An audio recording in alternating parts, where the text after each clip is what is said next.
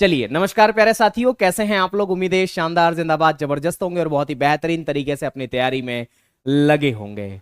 जल्दी से एक बार क्लास के साथ जुड़ जाएंगे ताकि आज किस कक्षा की हम विधिवत रूप से शुरुआत कर सके। मैं यहाँ देख पा रहा हूं हमारे साथ विनय कुमार जुड़ चुके हैं, सौविक सैनी जी जुड़ चुके हैं, राज सिंह जुड़ चुके हैं, बहुत बढ़िया, ऋषि प्रदीप है ना, शिल्पी, महेश, सोनू, नेहा, प्रशांत, रविंद्र, साक्षी, अर्जुन, तमाम साथी हमारे साथ जुड़ चुके हैं। और बाबा महाकाल की नगरी उज्जैन से मैं आप सभी का बहुत बहुत बहुत बहुत बहुत बहुत स्वागत करता हूं, वंदन करता हूं, अभिनंदन करता हूं। मैं आपको बता देना चाहता हूं कि मेरा नाम विनय कुमार है और आमतौर पर आप सभी मुझे प्रेम से विनय सर के नाम से पुकारते हो और मैं आप लोगों को अर्थव्यवस्था या इकोनॉमिक्स या अर्थशास्त्र जो भी आप कह ले वो पढ़ाने वाला हूं। आज की ये क्लास इंट्रोडक्टरी क्लास है। ये क्लास इस बात का इंट्रोडक्टरी क्लास है कि आप मुझे जाने, मैं आपको जानूं। आज हमारी पहली क्लास है। आपकी जो लगातार क्लास होने वाली है अब शाम को 5 बजे होने वाली है। कब होने वाली है? शाम को 5 बजे, है ना। तो शाम को 5 बजे हम आपसे मिलेंगे। करीबन 30-32 क्लास हमारी होने वाली है और इन 30-32 क्लासेस में हम बहुत कुछ सीखने वाले हैं।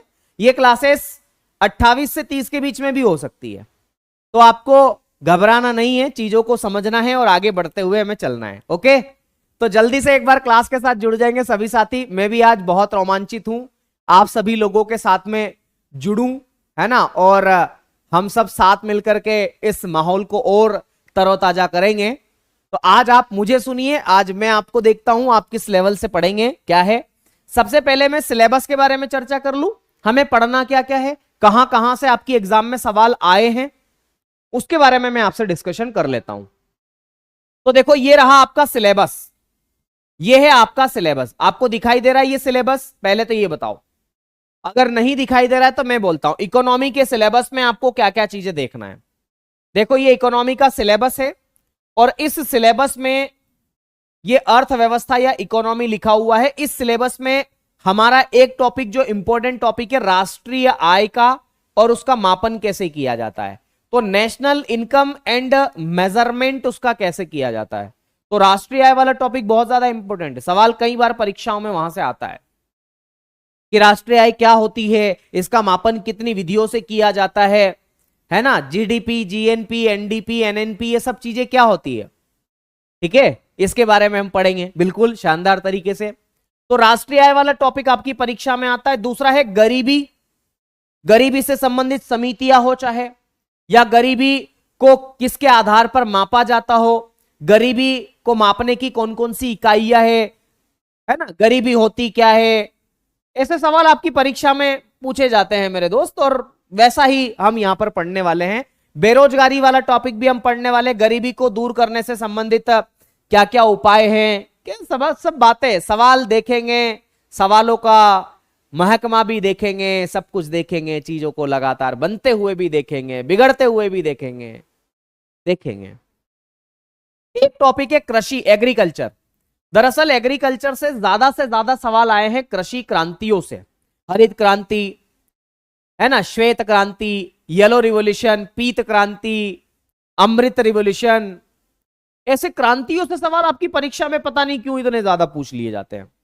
तो क्रांतियों से संबंधित सवाल आपकी परीक्षा में आते हैं, तो वो सवाल भी मुझे यहां करवाने हैं, है ना, याद रखना है, वो भी हम करवाएंगे। एक करारोपण से संबंधित सवाल आते हैं। करारोपण का मतलब होता है टैक्सेशन, चाहे इसमें डायरेक्ट टैक्स हो, इनडायरेक्ट टैक्स हो, जीएसटी हो, वो सब बातें हम इसमें पढ़ेंगे। तो जीएसटी आपका हो गया, डायरेक्ट टैक्स हो गया, है ना, जितने भी प्रकार के कर होते हैं, वीएटी क्या होता है, वेट, वैल्यू एडेड टैक्स, ऐसे सवाल आपकी परीक्षा में यहां से पूछे गए और मैं इन सवालों को लेकर के आऊंगा। फिर एक बहुत ही इंपॉर्टेंट टॉपिक आपका शुरू होता है मनी एंड बैंकिंग। मेरे दोस्त, ये मुद्रा और बैंकिंग जो है ना, ये सबसे बड़ा टॉपिक है। मैं कहूंगा कि इस टॉपिक में हमें कम से कम 7 से 8 क्लास लेना पड़ेगी, क्योंकि मैं आपको पढ़ाऊंगा मुद्रा होती क्या है, मुद्रा के क्या क्या कार्य है, किस नोट पर किसकी आकृति है, मुद्रा का चिन्ह क्या है, कौन सी किस देश की मुद्रा है। आ गई बात समझ में। इसके अलावा मैं पढ़ाऊंगा बैंकिंग, और बैंकिंग में reserve bank of India, reserve bank of India के काम क्या क्या है, मौद्रिक नीति क्या होती है, इसके अलावा मैं आपको पढ़ाऊंगा आरबीआई क्या क्या काम करती है, उसकी जिम्मेदारियां क्या क्या है, ऐसी चीजें मैं आपको यहां पर कराने की कोशिश करूंगा। तो आरबीआई वाला टॉपिक बहुत इंपॉर्टेंट है। और विकासात्मक बैंक, नाबार्ड, सिडबी, किस बैंक के कौन व्यक्ति प्रमुख है, करंट अफेयर से रिलेटेड डेटा, वो सब हम यहां पर देखने की कोशिश करेंगे। तो money and banking is the most important part. और फिर मेरे साथियों है कैपिटल मार्केट, पूंजी बाजार। सेबी का नाम आपने सुना होगा, नेशनल स्टॉक एक्सचेंज, एनएसई का नाम सुना होगा, बॉम्बे स्टॉक एक्सचेंज, बीएसई का नाम सुना होगा, बुल और बियर का नाम सुना होगा, तेजड़िया, मंदड़िया, है ना। ऑप्शन ट्रेडिंग क्या होता है शेयर मार्केट में, है ना। डीमेट अकाउंट क्या होता है, ऐसे कुछ शब्दावली से आप लोग परिचित होंगे जिसके बारे में मैं आपको यहां पर बताने वाला हूं, है ना। मैं आपको यहां पर बताने वाला हूं, इन चीजों के बारे में मैं आपसे यहां पर डिस्कशन करने वाला हूं। ओके। दूसरा है भुगतान संतुलन, बीओपी इसे बोल देते हैं, बैलेंस ऑफ पेमेंट बोल देते हैं, कि भारत ने अन्य देशों के साथ में कितना व्यापार किया। भारत ने जर्मनी के साथ कितना व्यापार किया, जापान के साथ कितना किया, अमेरिका के साथ कितना किया, और कौन सी वस्तु का आयात निर्यात ज्यादा किया। भाई भारत सबसे ज्यादा कौन सी वस्तुओं को खरीदता है, किस देश से खरीदता है, भारत की निर्भरता पता चलती है कि भारत किस देश की इकोनॉमी पर ज्यादा डिपेंडेंसी रखता है। हमने फ्रांस से कई सारी तकनीक ली, हमने जापान से मेट्रो बुलेट वगैरह वगैरह सब कुछ तकनीक ली है। आ गई बात समझ में, तो वो भी हम इसमें पढ़ेंगे। तो ये भुगतान संतुलन वाला टॉपिक। अगला है मेरे साथियों भारत में कृषि की योजनाएं, कृषि नियोजन, एग्रीकल्चर प्लानिंग।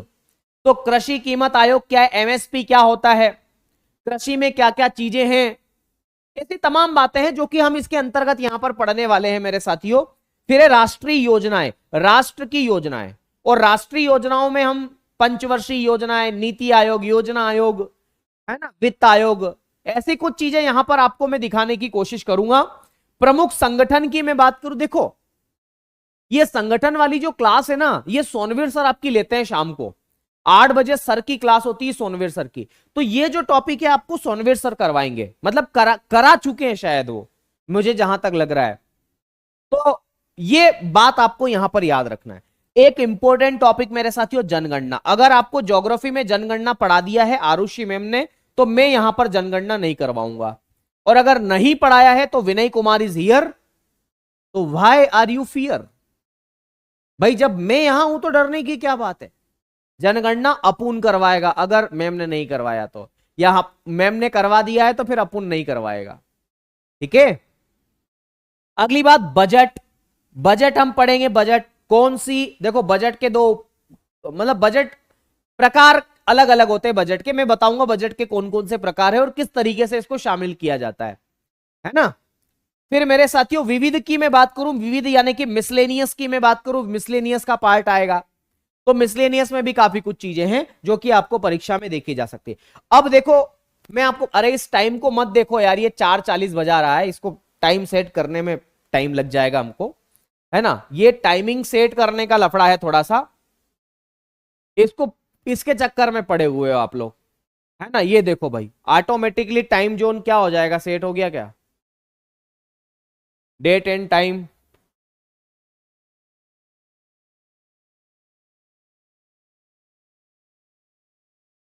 ये यूनाइटेड स्टेट का लगा हुआ था ना, इंडिया का कर देते लो भाई, ये यूएसए का टाइम पीरियड था। अरे भाई आ जा, रे भाई आ जा, हमारे बच्चे बोल रहे रिकॉर्डेड क्लास है, पता नहीं क्यों, है ना। ये लो इंडिया का टाइम, इंडिया का टाइम ये हो गया 5:11, हो गए ठीक खुश। ये लिखा हुआ है 5:11, लो भाई अब ठीक है। इसमें कहां अपडेट होगा, नहीं होता है, चलो होता रहेगा।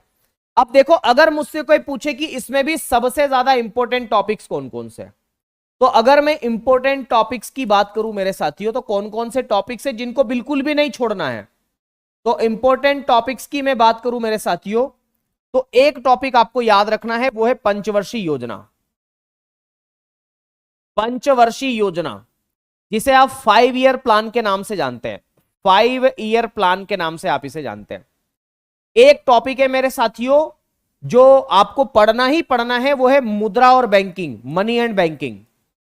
इसको भी नहीं छोड़ना है आपको, मुद्रा और बैंकिंग, ये तो मोस्ट इंपॉर्टेंट टॉपिक है मेरे भाई, इसको तो छोड़ना ही नहीं है। एक टॉपिक मैं आपको बताना चाहूंगा मेरे साथियों, जनगणना। जनगणना इसको भी नहीं छोड़ना है। फिर एक टॉपिक में बताऊंगा योजनाएं, ये भारत सरकार की योजनाओं के बारे में मैं बातचीत कर रहा हूं। भारत सरकार जो जो योजना चला रही है ना, प्रधानमंत्री कृषि धन्य धान्य योजना, मनरेगा योजना, है ना, आत्मनिर्भर भारत योजना, ऐसे कुछ मैं आपको बताना चाहूंगा। ठीक है, आ गई बात समझ में? तो ये योजना वाली क्लास। इसके अलावा अगर मैं बात करूं मेरे साथियों, तो राष्ट्रीय आय, नेशनल इनकम मेरे साथियों, इसको भी हमें नहीं छोड़ना है। इसके अलावा छठवें टॉपिक की मैं बात करूं तो बजट वाला टॉपिक भी हमें नहीं छोड़ना है। तो ये कुछ ऐसे टॉपिक है जहां से सवाल आपकी परीक्षा में आएंगे और आते ही आते हैं। अब आइए जरा हम शुरुआत कर देते हैं, है ना। बहुत बढ़िया, लगे हाथ ये भी बता दीजिए। सोनू कह रहे हैं कि कितने महीने लेंगे पूरा करने में? 1.5 से 2 महीने लगेंगे भाई साहब, है ना, अगर ठीक ठाक कराया तो। अगर जल्दबाजी की तो और जल्दी हो जाएगा, फिर वो समझ में आए या नहीं आए। लेकिन मैं अपनी एक बात बता देता हूं, देखो मेरी क्लास करने से पहले मैं आपको कुछ बातों के बारे में सूचनाएं दे देता हूं। क्या क्या सूचनाएं वो जरा सुन लो।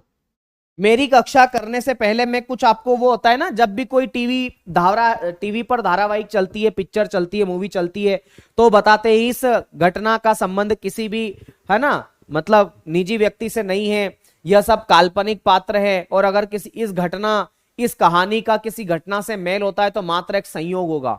वैसे ही मैं डिस्क्लेमर आपको दे रहा हूं। मेरी क्लास करने से पहले आप लोग सभी लोग सुन लो ध्यानपूर्वक, आप मेरे सभी छोटे भाई बहन हो, और मैं आपको बताना चाहता हूं कि आपको क्या क्या करना है। मेरी क्लास करने से पहले आपको अपना कॉपी पेन रेडी रखना है, याद रखना है। मैं जब तक नहीं बोलूं तब तक नहीं लिखना है। जब भी मैं बोलने लगूं तो सब मेरी तरफ देखेंगे, और जब मैं लिखने लगूं तो सब बोर्ड पर लिखेंगे। मैं जैसे ही लिखूं ना, तब आपका ध्यान कॉपी किताब में होना चाहिए, तब आप लिख सकते हो। लेकिन जब तक मैं आपको समझा रहा हूं तब तक मेरी शब्दों से बाहर इधर उधर नहीं जाना है। अगर मेरे शब्दों से इधर उधर चले गए तो मामला बिगड़ जाएगा, फिसल जाओगे फिर आप। इकोनॉमिक्स कनेक्टिविटी वाला सब्जेक्ट है, आज आए हो कल नहीं आओगे, परसों आओगे तो समझ में नहीं आएगा। इसलिए डेली क्लास में आना, मैं हंसी मजाक में आपको चीजें समझाते चलूंगा, हंसी मजाक में चीजें बताते चलूंगा मेरे दोस्त, है ना। और ये बात आप जरूर आप ध्यान रखना, ठीक है, इस बात का विशेष रूप से मैं चीजों को आसान तरीके से समझाने की कोशिश करूंगा। आओ शुरुआत करते हैं परिचय की। तो परिचय की शुरुआत कर ही लेते हैं, आखिर वो दिन आ ही गया है इसकी शुरुआत करने वाला।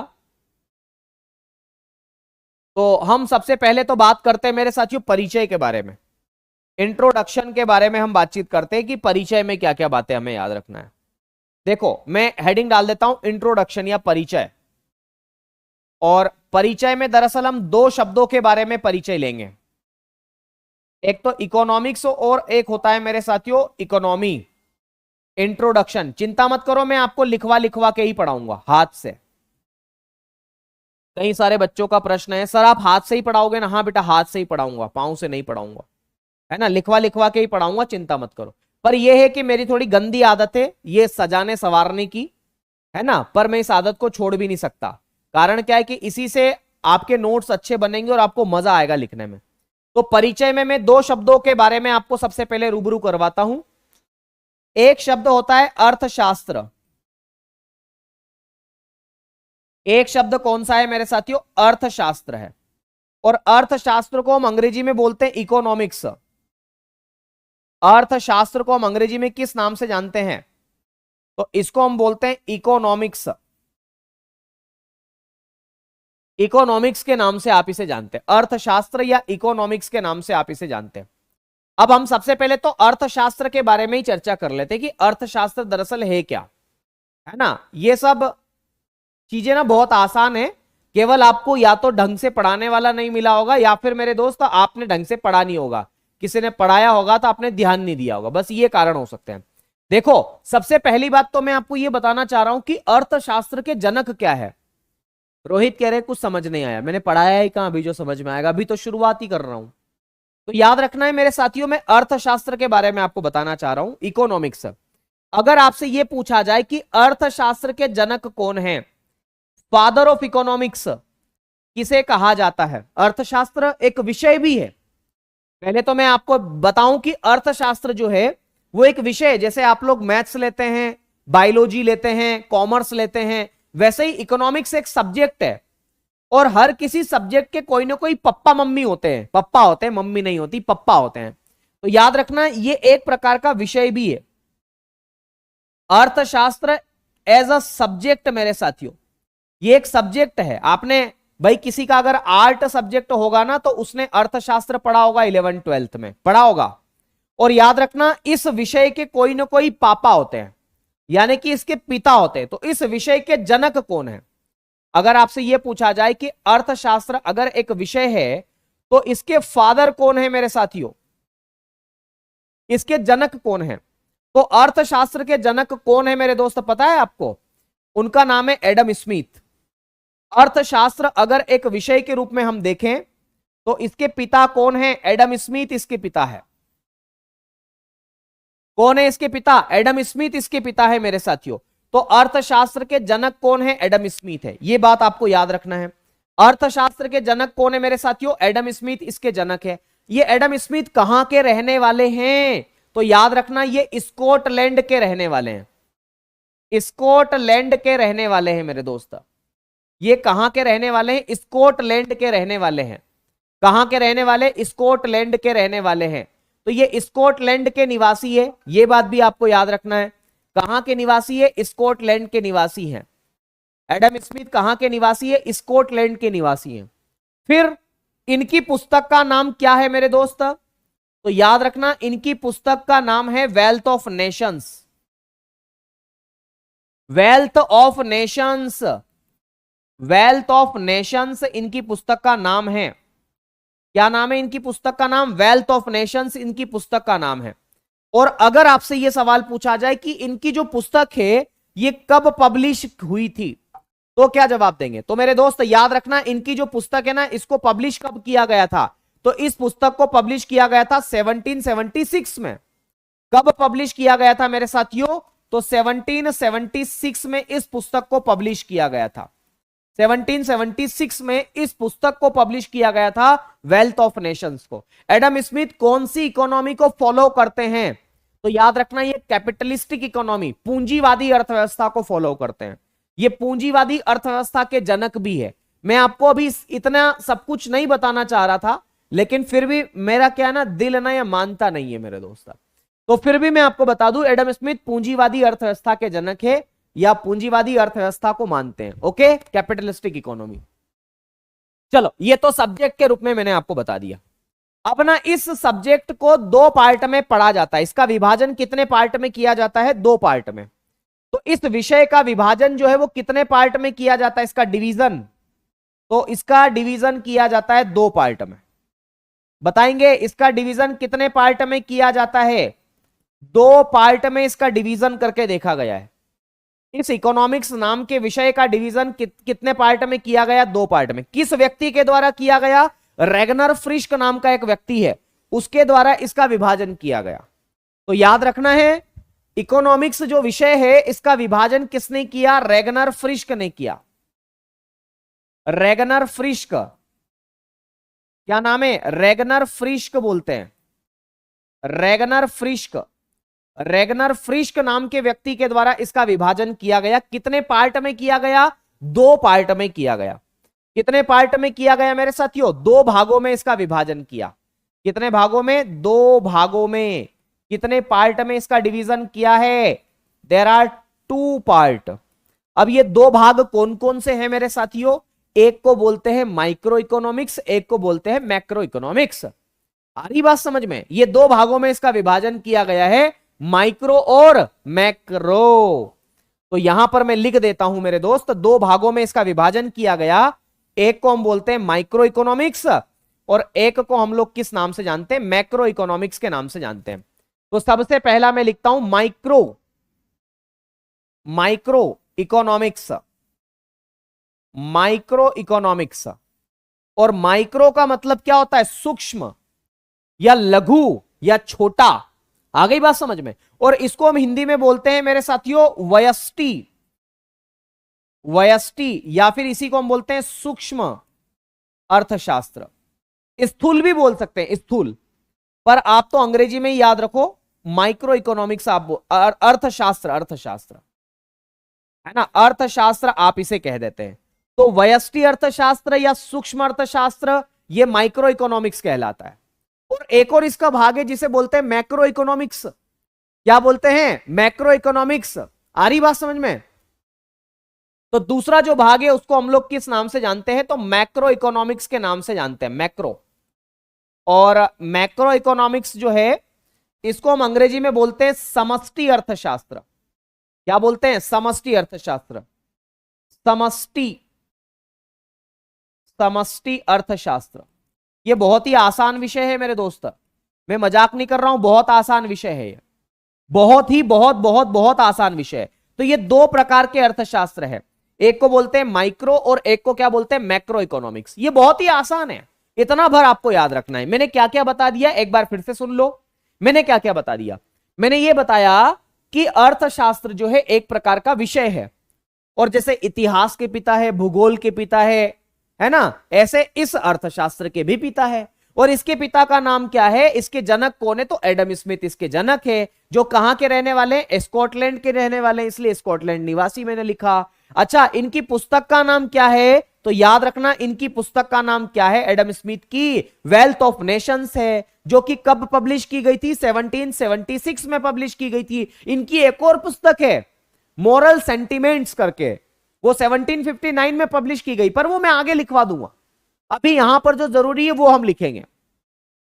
ओके, अगली बात, इस अर्थशास्त्र विषय का विभाजन कितने पार्ट में किया गया? तो रेगनर फ्रिश्क ने इसका डिवीजन किया। कितने पार्ट में? दो पार्ट में, एक माइक्रो इकोनॉमिक्स, एक मैक्रो इकोनॉमिक्स। एक माइक्रो इकोनॉमिक्स, एक मैक्रो इकोनॉमिक्स। मैं अगली स्लाइड में माइक्रो क्या होता है, मैक्रो क्या होता है, उसके बारे में डिटेल्ड में बात करूंगा। लेकिन फिलहाल मैं आपको एक बात और बता देता हूं। आपको पता है अर्थशास्त्र नाम की एक रचना भी है, अर्थशास्त्र नाम की एक रचना भी है। रचना, रचना का मतलब समझते हैं?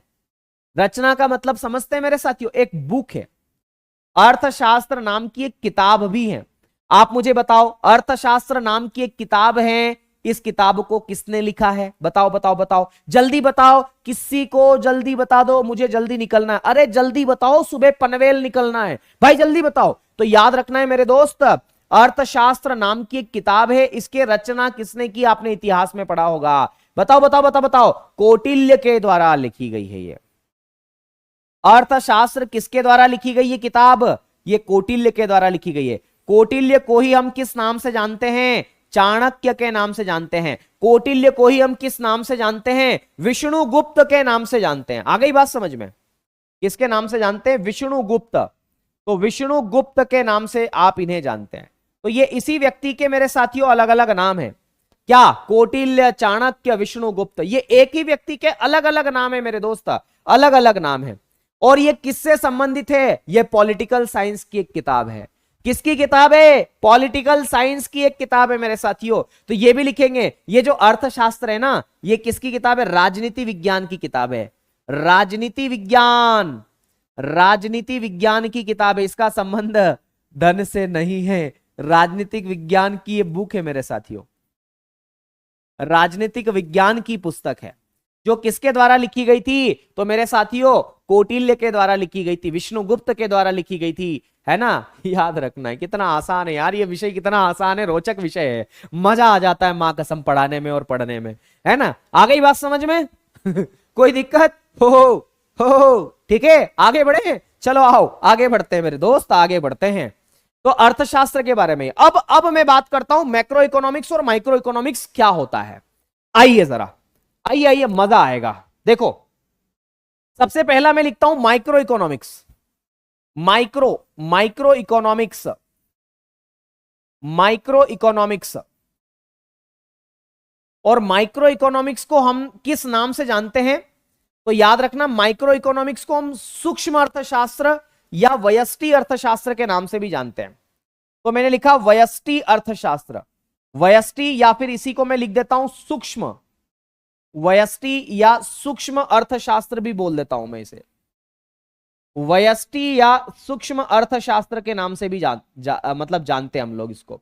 तो व्यष्टि अर्थशास्त्र या सूक्ष्म अर्थशास्त्र, ये बात आपको याद रखना है। ये मेरे दोस्त किसके बारे में लिख रहा हूं मैं? माइक्रो इकोनॉमिक्स के बारे में लिख रहा हूं। तो व्यष्टि अर्थशास्त्र या सूक्ष्म अर्थशास्त्र। चलो मैं आप लोगों को 2 होमवर्क दे रहा हूं, मैं 2 चीजें आपको होमवर्क के रूप में दूंगा। मुझे पता है कि आप लोग कल इसको सर्च करके जरूर आओगे, कैसे भी करके आप लोगों को सर्च करके आना है और मुझे कल आप आते से ही इसका जवाब देना है। देखो क्या जवाब देना है, बोले गुरुजी ये बताओ आप, तो हम सारा होमवर्क कर लाएंगे। तो मेरे दोस्त मैं आपको बताता हूं आपको क्या जवाब देना है। सबसे पहली बात तो आपको जवाब ये देना है कि ये जो माइक्रो इकोनॉमिक्स है इसके जनक कौन है। भाई साहब इसके जनक कौन है, इसके पिता कौन है, इसके पिता, इसके जनक कौन है, जनक, who is the father of microeconomics, इसके फादर कौन है। तो मुझे कल बताओगे ना इसका जवाब, आज बता दोगे तो भी अच्छा है, मैं तो आज भी बता दूंगा आप लोगों को, पर आप मुझे क्या बताने वाले हो, इसके जनक कौन है। ये आप लोगों के लिए होमवर्क दे रहा हूं मैं, इसके जनक कौन है, माइक्रो इकोनॉमिक्स के जनक कौन है। बहुत बढ़िया, शानदार। दूसरी बात, माइक्रो इकोनॉमिक्स में किसका अध्ययन किया जाता है, तो माइक्रो, माइक्रो का मतलब होता है छोटी छोटी चीजों का, तो हम बोलेंगे छोटी छोटी चीजों का अध्ययन किया जाता है, छोटी छोटी चीजों का अध्ययन किया जाता है। तो लिखेंगे क्या, लिखेंगे छोटी छोटी चीजों का अध्ययन किया जाता है, तो लिखेंगे सूक्ष्म, सूक्ष्म या व्यक्तिगत इकाइयों का अध्ययन, व्यक्तिगत इकाइयां, माइक्रो और इंडिविजुअल यूनिट्स का इसमें स्टडी की जाती है। व्यक्तिगत, सूक्ष्म या व्यक्तिगत इकाइयों का अध्ययन, इकाइयों का अध्ययन। मैं जानता हूं कि हमारे साथ में बंगाल के विद्यार्थी भी जुड़े हुए हैं, अलग अलग राज्यों के विद्यार्थी जुड़े हुए हैं और उनको हिंदी में तकलीफ आती है ना, मैं समझता हूं इस बात को, इसलिए मैं इसको अंग्रेजी में भी आपको बताऊंगा। चिंता मत करो, मैं अंग्रेजी और हिंदी दोनों में कोशिश करूंगा, मेरा जितना हो सकेगा मैं उतना प्रयास करूंगा। तो मेरे साथियों इसमें हम क्या लिख सकते हैं, स्टडी ऑफ, ऐसा लिखेंगे study of micro and, study of micro and individual, individual units. तो छोटी छोटी इकाइयों का अध्ययन इसमें किया जाता है, छोटी छोटी इकाइयों के बारे में इसमें जाना जाता है मेरे साथियों। जैसे मैं बात करूं किसी भी वस्तु की मांग के बारे में, जैसे इसमें उदाहरण में लिखता हूं, मुझे बताओ मांग एक शब्द है, मांग, मांग का मतलब है डिमांड। हर व्यक्ति की डिमांड अलग अलग हो सकती है। जैसे मुझे भिंडी की सब्जी पसंद है, हो सकता है किसी को सेव भाजी पसंद हो सकता है किसी और व्यक्ति को कुछ और पसंद हो। भाई मुझे लाल वाली पसंद है, किसी को पीली वाली होगी, किसी को नीली वाली होगी, है ना, ऐसा हो सकता है ना। तो अलग अलग व्यक्तियों की जो रुचि होती है ना वो भी अलग अलग होती है। अलग अलग व्यक्ति अलग अलग रुचि की चीजों का उपयोग करते हैं। सही है कि गलत है, सही है ना।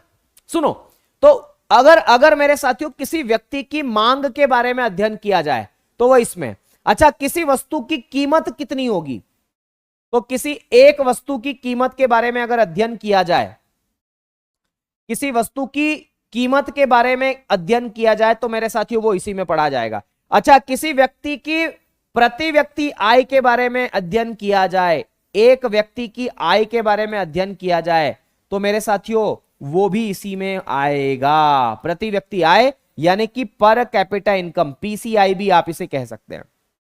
ओके, इसके अलावा और क्या क्या हो सकता है, इसके अलावा हो सकता है किसी एक व्यक्ति की बेरोजगारी, है ना। तो मेरे साथियों बेरोजगारी की मैं बात करूं, गरीबी की मैं बात करूं, बेरोजगारी का मतलब होता है अनएम्प्लॉयमेंट। क्या बोलते हैं, अनएम्प्लॉयमेंट, अनएम्प्लॉयमेंट बेरोजगारी।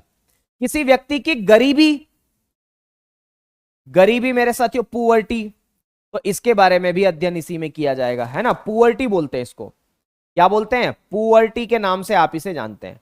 तो अगर किसी व्यक्तिगत रूप से इन इकाइयों का अध्ययन किया जाता है तो ये किसके अंतर्गत आता है, तो याद रखना मेरे साथियों माइक्रो इकोनॉमिक्स के अंतर्गत आता है। बहुत आसान है, बहुत ही आसान है, बहुत हल्का है, बहुत हल्का है। ओके चलो ये माइक्रो हो गया। अब दूसरा प्रकार कौन सा है, मैक्रो। आओ जरा मैक्रो मैक्रो खेलते हैं, मैक्रो इकोनॉमिक्स। दूसरा प्रकार कौन सा है, मैक्रो इकोनॉमिक्स, मैक्रो। याद रखना है macro economics, macro economics, macro economics. और मैक्रो का मतलब होता है समष्टि, तो हम लिखेंगे समष्टि अर्थशास्त्र।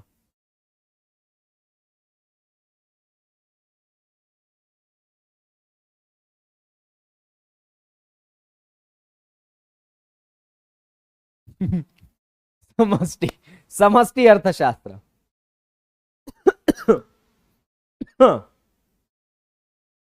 समष्टि अर्थशास्त्र, देखो समष्टि अर्थशास्त्र में क्या किया जाता है, समष्टि अर्थशास्त्र में क्या किया जाता है।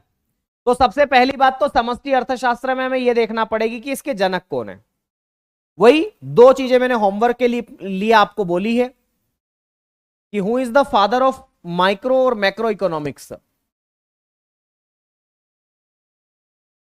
तो समष्टि के जनक आप लोग कल आना भैया, मैं आपसे आते से ही सवाल पूछूंगा, आपको जवाब देना है। अच्छा, समष्टि अर्थशास्त्र में समग्र इकाइयों का अध्ययन किया जाएगा। समग्र इकाइयों का अध्ययन किया जाएगा। तो लिखेंगे इसमें समग्र इकाइयों का अध्ययन किया जाता है। किसका अध्ययन किया जाता है? समग्र इकाइयों का अध्ययन किया जाता है। तो इसमें लिखेंगे समग्र इकाइयों का अध्ययन।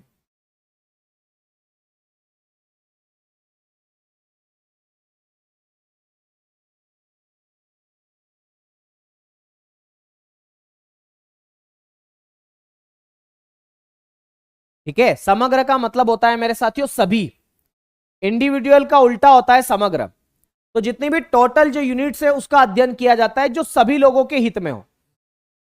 जैसे मैं बात करूं मेरे साथियों, अगर मैं बात करूं समग्र मांग की, एग्रीगेट डिमांड की, समग्र मांग, और इसको हम लोग बोलते हैं एग्रीगेट डिमांड, एग्रीगेट डिमांड, समग्र मांग। फिर मैं बात करूं मेरे साथियों समग्र कीमत की, एग्रीगेट प्राइस। अगर मैं बात करूं राष्ट्रीय आय की, पूरे राष्ट्र की आय की मैं बात करूं, राष्ट्रीय आय भाई प्रति व्यक्ति आय एक व्यक्ति का मसला है, राष्ट्रीय आय तो पूरे राष्ट्र का मसला है ना।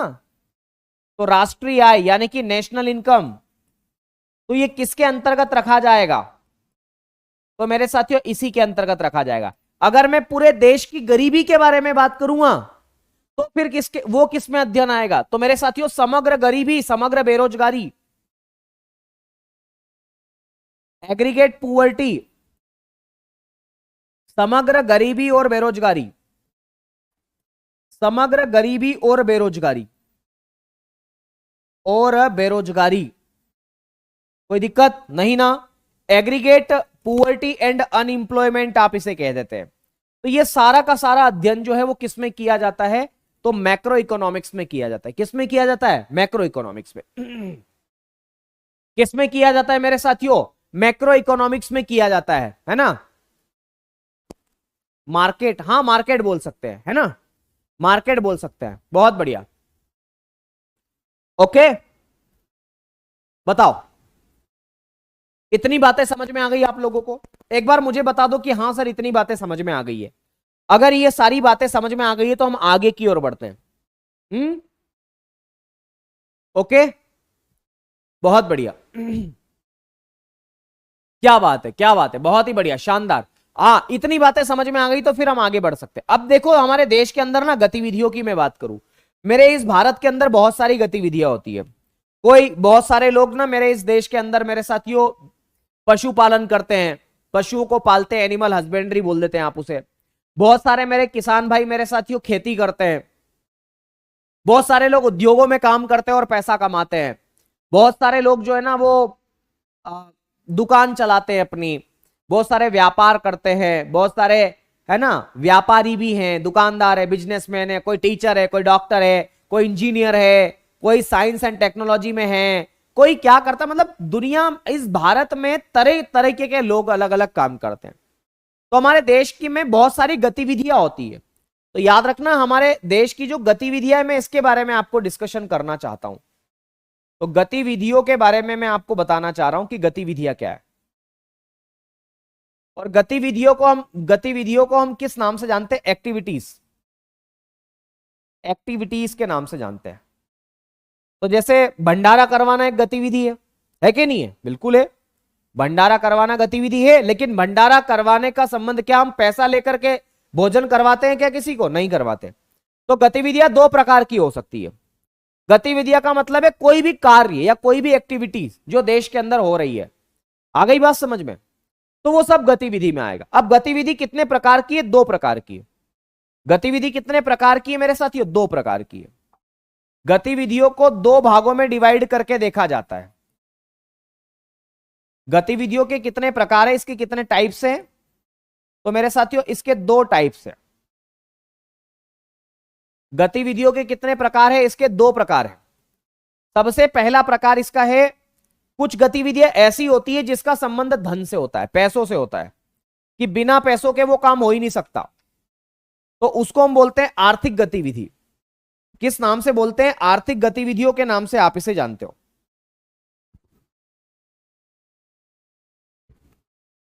किस नाम से आप उसे जानते हो? आर्थिक गतिविधियों के नाम से जानते हो। तो गतिविधि दो प्रकार की है मेरे साथियों।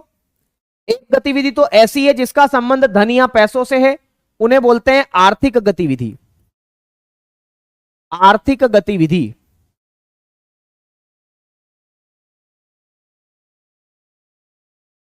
आर्थिक गतिविधियां। आर्थिक गतिविधियां। और आर्थिक गतिविधियों को हम किस नाम से जानते हैं? इकोनॉमिक एक्टिविटीज के नाम से जानते हैं। इसको हम लोग किस नाम से जानते हैं? इकोनॉमिक एक्टिविटीज के नाम से जानते हैं। इकोनॉमिक एक्टिविटीज क्या बोल देते हैं इसे? इकोनॉमिक एक्टिविटीज के नाम से जानते हैं। Economic activities. तो कुछ गतिविधि ऐसी होती है जिसका संबंध मेरे साथियों धन से होता है, तो उन्हें हम लोग किस नाम से जानते हैं? आर्थिक गतिविधियों के नाम से जानते हैं। किसके नाम से जानते हैं? आर्थिक गतिविधियों के नाम से जानते हैं मेरे साथियों। ओके, किस नाम से जानते हैं? आर्थिक गतिविधियों के नाम से जानते हैं। तो कुछ गतिविधियां ऐसी होती है जिनका संबंध धन से होता है, वो आर्थिक गतिविधियां होती है। तो आर्थिक गतिविधियों में हम क्या लिखेंगे? जिसका संबंध धन या पैसों से है। तो जिनका संबंध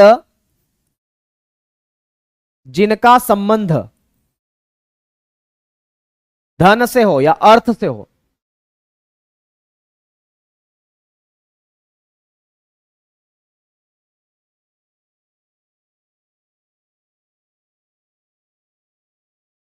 तो जिसका संबंध धन या पैसों से हो उसे हम लोग क्या बोलते हैं? आर्थिक गतिविधि बोलते हैं। ओके, तो जिसका संबंध धन या पैसों से हो उसे आर्थिक गतिविधि आप कहते हैं मेरे साथियों।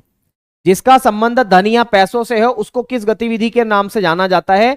तो आर्थिक गतिविधि के नाम से जाना जाता है। ओके, तो जिसका संबंध धन या पैसों से है उसको हमको किस नाम से जानते हैं? तो आर्थिक गतिविधि के नाम से जानते हैं। अब देखो, इन आर्थिक गतिविधियों को हम कितने पार्ट में डिवाइड करके देखते हैं? तो इसको हम ना तीन प्रकार से, मतलब इसके भी प्रकार हैं, इसको ना हम तीन भाग में डिवाइड करके देखते हैं। अब ये तीन प्रकार कौन कौन से? सबसे पहला है मेरे साथियों प्राथमिक गतिविधि। प्राथमिक को हम बोलते हैं प्राइमरी। एक होती है मेरे साथियों सेकेंडरी।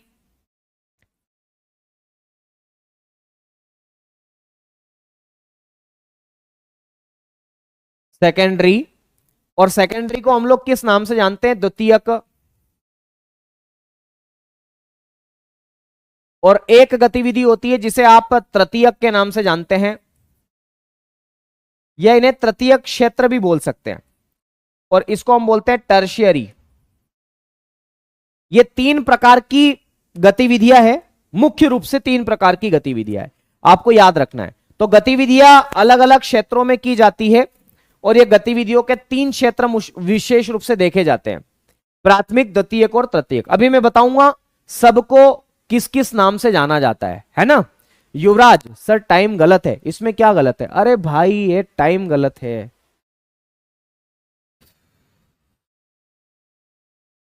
युवराज कितना हो रहा है? 5:42 हो रहा है ना। तेरे नैना तेरे नैना तेरे नैना रे, तेरे नैना तेरे नैना तेरे नैना रे। ओके, आगे बढ़े। ओके, आगे बढ़े। आ जाओ, आ जाओ, है ना। चलो, ये गतिविधियां मेरे साथियों आर्थिक गतिविधियां। अब कुछ ऐसी गतिविधियां होती है जिनका संबंध पैसों से नहीं होता है, जिन्हें गैर आर्थिक गतिविधियां आप कह देते हैं। तो लिखेंगे गैर आर्थिक गतिविधियां। बोर नहीं होने दूंगा, चिंता मत करना, हंसी मजाक में पढ़ा पढ़ा करके निकाल दूंगा, चीजें ऐसे आसानी से चुटकियों में समझने लगेगी। चलो अगला लिखेंगे गैर आर्थिक गतिविधियां जिनका संबंध धन या पैसों से नहीं होता। तो गैर आर्थिक गतिविधियां जैसे दान देना, गैर आर्थिक गतिविधियां किसी की सहायता करना,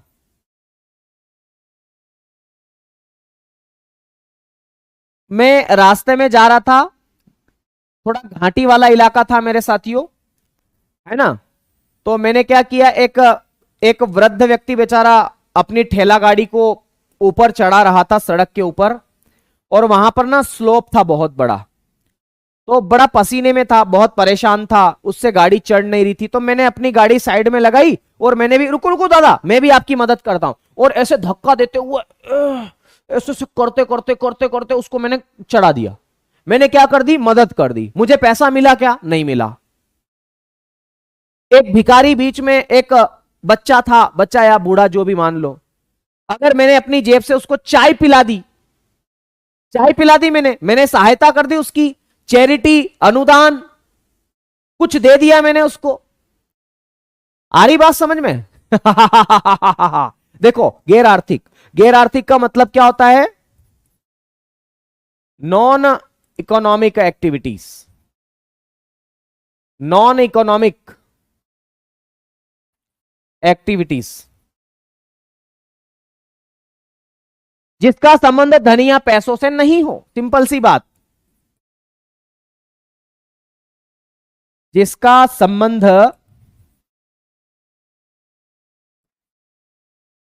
धन या पैसों से नहीं हो,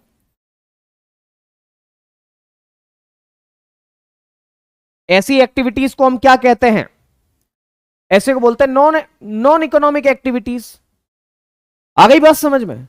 जैसे जैसे जैसे तो कैसे, जैसे जैसे दान, जैसे अनुदान, अनुदान को हम ग्रांट बोलते हैं, ग्रांट।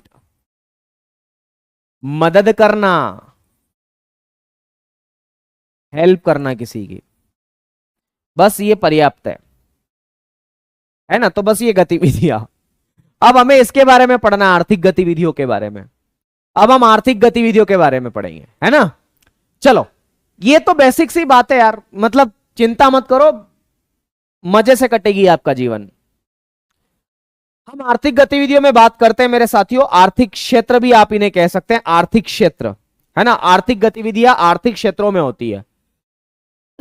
तो हम हेडिंग डालते हैं आर्थिक क्षेत्र या आर्थिक गतिविधियां, जो भी आप कहें। मैंने हेडिंग डाला है आर्थिक क्षेत्र, इकोनॉमिक सेक्टर्स, ऐसे क्षेत्र जिनका संबंध धन या पैसों से हो, आर्थिक क्षेत्र आप इसे कह देते हैं।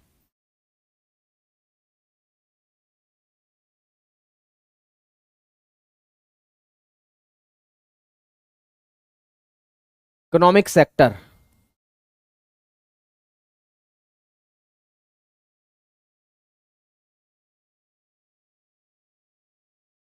बैंक ऑफ बड़ौदा में खातो खुलवायो, सुना आपने गाना? मैंने भी रील डाल दी थी उसके ऊपर, बैंक ऑफ बड़ौदा में खातो खुलवायो पे।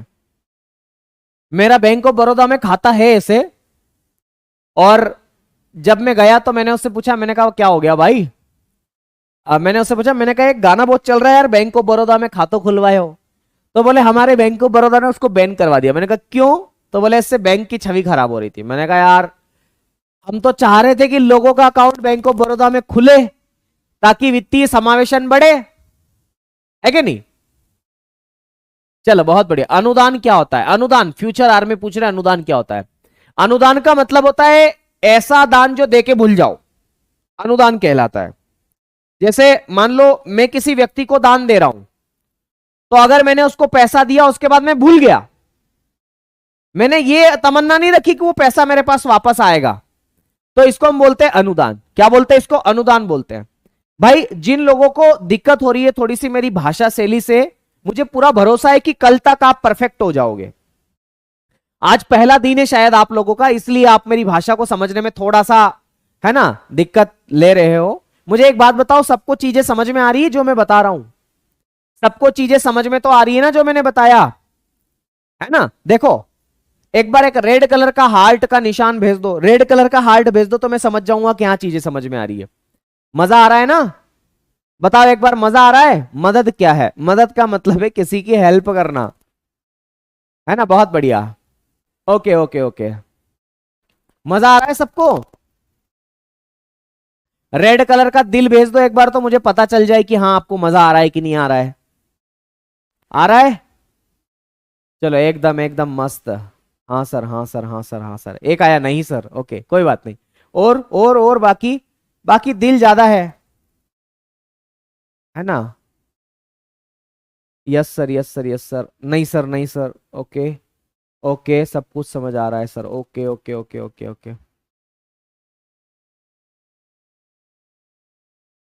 क्या बात है, चलो एक आध काला हार्ट भी मेरे को देखने को मिला है, काला दिल, काला कलर विरोध का होता है, ओके ओके ठीक है ना? चलो कोई बात नहीं, कोई बात नहीं।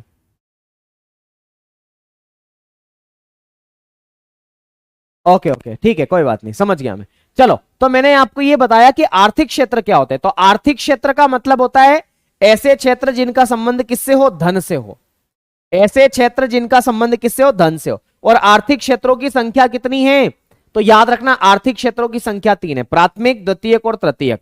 अब मैं चाहता हूं कि कल ही इसके बारे में हम पढ़ें, है ना, कि आर्थिक क्षेत्र क्या होते हैं, इसके बारे में अब हम कल ही डिस्कशन करेंगे। ओके, अब कल ही हम करेंगे इसके बारे में डिस्कशन, ओके ना? चलो कोई दिक्कत यहां तक किसी को? जल्दी से एक बार बता दे, नहीं ना? बड़े फिर, है ना, कल मुलाकात करेंगे आपसे। तो आप लोगों ने मुझे झेला आज, है ना? देखो दोस्त, मैं आपसे वायदा करता हूं, वायदा मतलब समझते हो ना, प्रॉमिस। अगर आप मेरे साथ चले तो इकोनॉमिक्स के क्वेश्चन आपके गलत नहीं होंगे, अगर मेरे साथ चले तो। और मैं आपको इकोनॉमिक्स में पारंगत कर दूंगा, मतलब बेटर बना दूंगा आप लोगों को, चिंता मत करना। बाकी आपसे मिलते हैं कल, है ना? कल आपसे जुड़ते हैं एक बार और कल शाम को फिर से 5 बजे आपसे मिलते हैं। तब तक के लिए दीजिए मुझे इजाजत, शुक्रिया, धन्यवाद, जय महाकाल, राधे राधे, खूब सारा प्यार आशीर्वाद। कमेंट बॉक्स में जरूर बताना कि आपको यह क्लास कैसी लगी, है ना, क्योंकि आपके कमेंट से हमें पता चलता है कि हमें और किस तरीके से सुधार करना है। ठीक है, चलिए, नमस्कार, धन्यवाद।